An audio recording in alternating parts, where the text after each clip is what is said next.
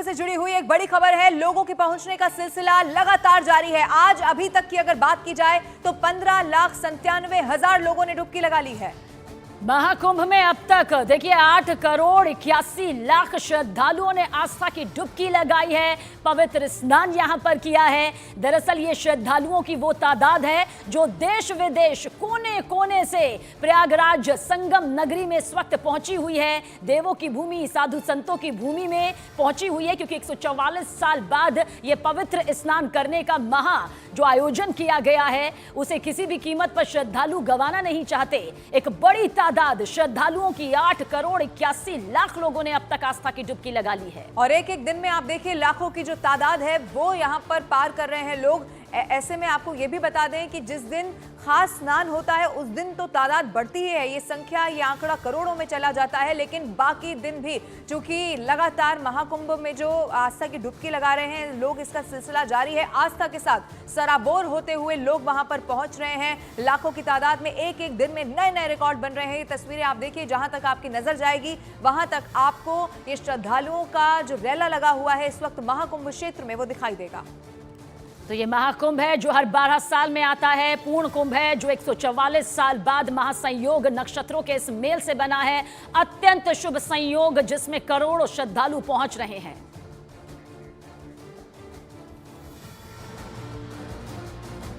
महाकुंभ मेले में अलग अलग तरह के संत साध्वी देखने को मिल रहे हैं। कई लोग अचानक से परिवार और गृहस्थ जीवन छोड़कर अध्यात्म का रुख कर रहे हैं। जी हाँ, ऐसी ही एक साध्वी कुंभ मेले में शामिल होने आई हैं, जिनकी शादी 2 महीने पहले हुई थी, लेकिन अब वो सन्यासी बन चुकी हैं। महाकुंभ में किन्नर अखाड़े में मिली महामंडलेश्वर ममता वशिष्ठ की शादी 2 महीने पहले हुई, लेकिन 2 महीने बाद उन्होंने घर बार छोड़कर सन्यासिनी बनने का फैसला कर लिया।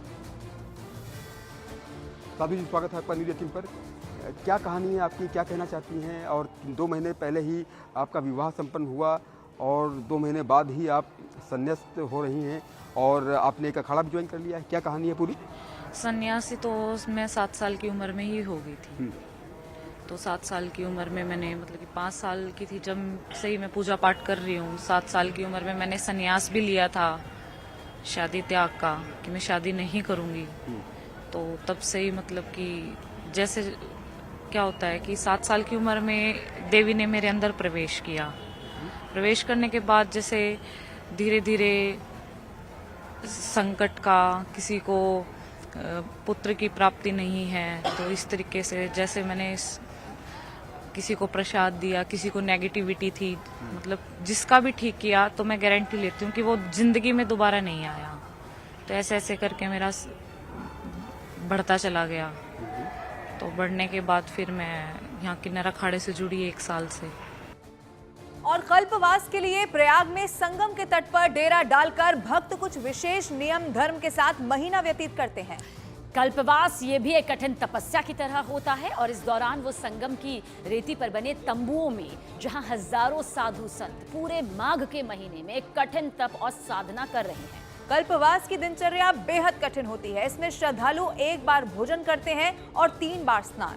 देखिए, सुबह गंगा स्नान कर पूजा अर्चना से दिनचर्या की शुरुआत होती है। पूरे विधि विधान के साथ अपनी पूरी दिनचर्या का पालन कल्पवास के दौरान करना ही होता है। हर नियम का पालन करना यहाँ पर बेहद जरूरी होता है। और सीधा रुख करते हैं, इस वक्त आशिका हमारे साथ लाइव मौजूद है। आशिका, हम वो आंकड़ा भी दर्शकों को बता रहे हैं, कोई ऐसा खास स्नान का दिन भी नहीं है, लेकिन हर दिन एक नया रिकॉर्ड ऐसा लग रहा है कि महाकुंभ में बन रहा है। आप वहां पर लोगों से भी बात कर रही हैं, आपको क्या लग रहा है? खास तौर पर युवा पीढ़ी भी इस महाकुंभ को लेकर इस वक्त जबरदस्त क्रेज में दिखाई दे रही है। देखिए, बिल्कुल आप कल्पवास की बात कर रही हैं, तो कोई लोग कल्पवास करते हैं तो कुछ अल्पवास भी करते हैं। देखिए तस्वीरें यहाँ पर आपको जो है वो ऐसी तस्वीर कहीं नहीं देखने को मिलेगी कि लगातार सुबह से ही तांता लगा हुआ है लोगों का। दूर दूर से आ रहे हैं, कई किलोमीटर पैदल चलना पड़ रहा है, हर उम्र के लोग हैं। कहाँ से आई हैं? हम कर्नाटक से आए हैं। कितने लोग? 10 लोग। अभी जा रहे हैं स्नान के लिए? आज ही आए हैं? कल एक स्नान हो गया, शाम को आ गए। मन नहीं भरा? मन नहीं भरा। बहुत मजा आ रहा है और एक बार करेंगे। और व्यवस्था कैसी लगी? अच्छी है, बहुत अच्छी है, बहुत अच्छी है। देखिए हम, हाँ, आप कहाँ से आए हैं? हम सिवारा बिजनौर जिला बिजनौर। अच्छा, पहली बार जा रहे हैं अभी? जी पहली बार। कितना पैदल चलकर आ रहे हैं? हम आ रहे हैं 3 किलोमीटर। कोई बात नहीं है। अच्छा, ओके।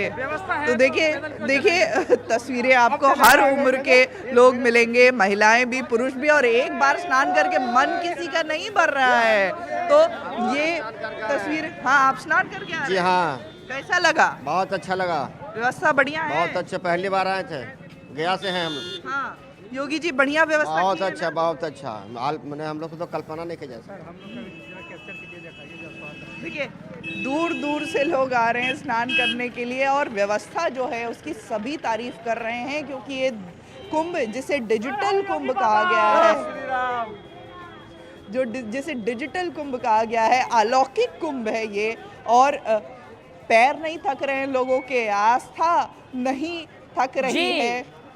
जो लोग हैं वो कई किलोमीटर तक पैदल चल रहे हैं, लेकिन डुबकी बार बार लगा रहे हैं। और आशिका, इस दौरान आपने भी कई किलोमीटर पैदल ये सफर अपनी टीम के साथ तय किया है। महाकुंभ दिव्य अलौकिक।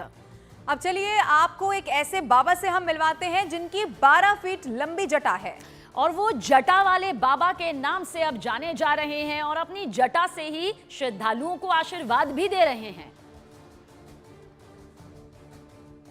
कहाँ से आए हैं बाबा? श्री पंचायती बड़ा खड़ा उदासी। और जटा बहुत सुंदर, आपकी बहुत बड़ी। ये जो जटा होता है भगवान की कृपा होता है, उन्हीं को होता है, नहीं सबके पास नहीं होता। ये तपस्या से भी होता है, ठीक है। हाँ, कितनी बड़ी जटा है ये? ये हमारे से लंबाई का दूना है, दूना से भी बड़ा है 1 फुट। कितने साल लगे? ये हमारे बचपन का है। बचपन से ही सन्यास? हाँ, बचपन का मैं सन्यासी हूँ, धोने के चढ़ाया हुआ संत हैं। तो बचपन से ही फिर जटा बढ़ाने का भी आपने निर्णय लिया? नहीं, ये तो जब सन्यास जब लेते हैं तब अपने कटवाने का नियम नहीं है। कोई झेल पाता है तो ठीक है, नहीं झेल पाता है तो वही। आपके लिए मुश्किल नहीं होती? बहुत भार लगता होगा सर पर? कोई नहीं, उस मालिक की कृपा है, कोई भार नहीं है। और महाकुंभ में पंचकोसी परिक्रमा भी अब शुरू हो चुकी है। देखिए, महाकुंभ में पंच दशनाम जूना अखाड़ा ने अपनी परंपरा का निर्वहन करते हुए 5 दिवसीय पंचकोसी परिक्रमा की शुरुआत की। जूना अखाड़े के अंतर्राष्ट्रीय संरक्षक महंत हरिगिरी के नेतृत्व में जूना अखाड़े के साधु संतों ने गंगा पूजन कर इस पंचकोसीय परिक्रमा की शुरुआत कर दी है। ये पंचकोसी परिक्रमा पूरे 5 दिन तक चलकर प्रयागराज में सभी मुख्य तीर्थों का दर्शन पूजन करते हुए 24 जनवरी को संपन्न होगी। पंचकोसी परिक्रमा का समापन विशाल भंडारे के साथ होगा, जिसमें अखाड़े के सभी नागा सन्यासियों के साथ साथ मंडलेश्वर, महामंडलेश्वर और आम श्रद्धालुओं का भंडारा होगा। हमारा प्रयास है कि जितने भी हमारे साधु संत, आपने देखा होगा इससे पूर्व में 2017 से पहले जब ये लुप्त हो चुकी थी, उस समय जितने भी मंदिर थे सब टूट चुके थे, वहाँ कोई जाता ही नहीं था। लेकिन हमारे महामंत्री जी के प्रयास से जब से 17 से ये शुरुआत हो गई, तब से वहाँ मंदिरों का पुनर्निर्माण हुआ। सरकार की भी निगाह वहाँ गई, सरकार ने देखा यहाँ हजारों की संख्या में यात्री आता है, सरकार ने पुनः मंदिरों का निर्माण किया। और जहाँ जहाँ भी आप जाएंगे इस समय बहुत अच्छा रास्ता बना है, और योगी सरकार ने वहाँ बहुत अच्छा काम किया है। और छतरपुर के बागेश्वर महाराज ने कुंभ मेले पर रील बनाकर वायरल करने वालों पर अपनी नाराजगी जाहिर की है। उनका कहना यह है कि कुंभ अपने मुख्य मकसद से भटक रहा है। देखिए, वहाँ रील नहीं रियल होना चाहिए। वहाँ इस बात पर बहस होनी चाहिए कि किस तरह देश हिंदू राष्ट्र बनेगा। उन्होंने आगे ये भी कहा कि कैसे हिंदू धर्म छोड़ चुके मुसलमान, ईसाई को किस तरह धर्म में वापसी हो, इसकी चर्चा होनी चाहिए। पूर्व में ही कहा कि रील के लिए नहीं, रियल के लिए जाना है। वहाँ अभी जो 2-3 चीजें चल रही, कहीं ना कहीं वो मेन मुद्दा से महाकुंभ भटक रहा। चाहे वो किसी बच्ची के खिलाफ कहा जा रहा हो, चाहे वो किसी व्यक्ति के खिलाफ या उसके पक्ष में या उसके बारे में। महिमा मंडन ने एक दिन कर दिया, बस हो गया। मेन जो महाकुंभ पर होना चाहिए विचार विमर्श इस बात पर होना चाहिए कि सनातन कैसे बचेगा, हिंदुत्व कैसे जगेगा, हिंदू राष्ट्र कैसे बनेगा, और जो हिंदू नहीं है उनको घर वापसी कैसे कराई जाए जो धोखे से चले गए, चाहे वो इस देश के इस्लाम में हो, वो भी हिंदू हैं, चाहे वो ईसाई हो, वो भी हिंदू हैं। इस पर काम होना चाहिए। और कुंभ में शमशान में साधना करने वाले भी यहाँ पर पहुंचते हैं। देखिए क्या होती है शमशान साधना, कौन होते हैं अघोरी?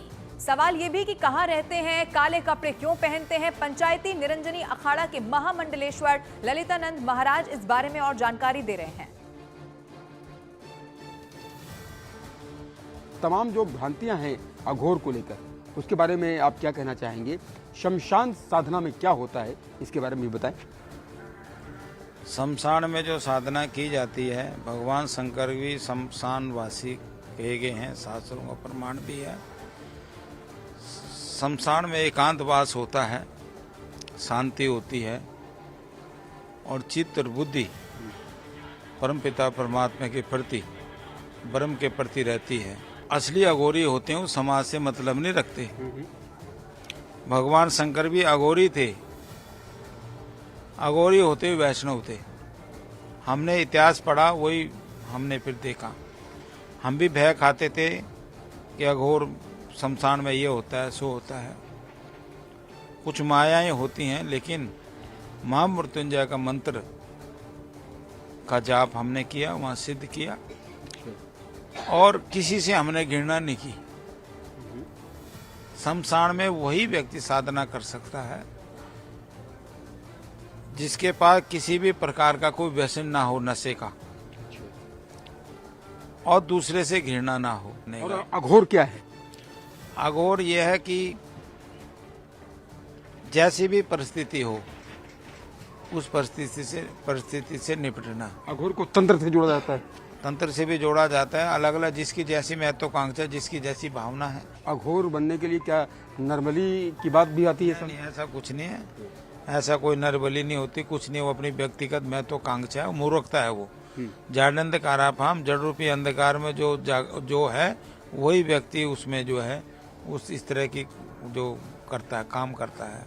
जिसको ज्ञान है वो इस तरह का काम नहीं करेगा, किसी की जीव की हत्या नहीं करेगा।